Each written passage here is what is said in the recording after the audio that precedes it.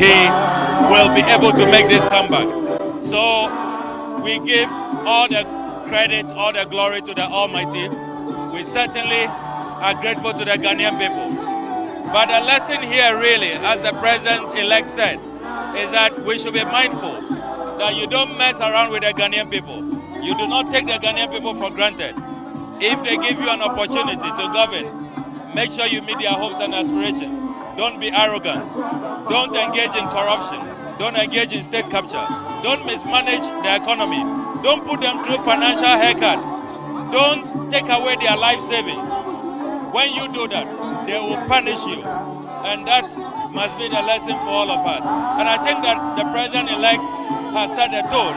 And clearly you can tell that President Mahama's administration will be an administration that will pursue the hopes and aspirations of the people, that will be modest, that will keep to our promises, that will respect the Ghanaian people, that will not take the people for granted, and that will pursue accountability. Operation Recover All Loot, so that the loot recovered will be put into nation building for all of us, not a select few.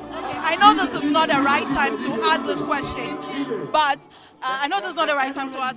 but the question on the minds of a lot of people is about succession for the NDC. How would it look like, or how would it be going after John Mahama for the party? Everybody in the NDC must recognize that if we do not support President Mahama to succeed, their 2028 ambitions, 2032 ambitions, 2036 ambitions will be a fluke, a disaster. It cannot materialize.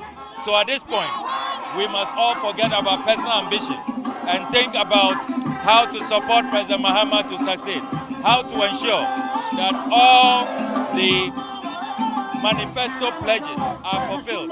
We have gone around the country. The people have told us what they want us to do. That must be our focus. Every other thing must be put on the back burner, must be relegated. It's secondary. Our focus must be supporting President Mahama with integrity, with competence, with hard work. We must break our backs to make sure the Mahama, Professor Nana Jeluboko presidency succeeds. I've been asked to ask you if you have any presidential ambitions. I don't think about that. My focus is to support President Mahama to succeed. I always say that when it comes to future positions and all of that, leave it to the Ghanaian people to decide. I think it's very arrogant to see yourself as the best or as the leader. Let the Ghanaian people decide.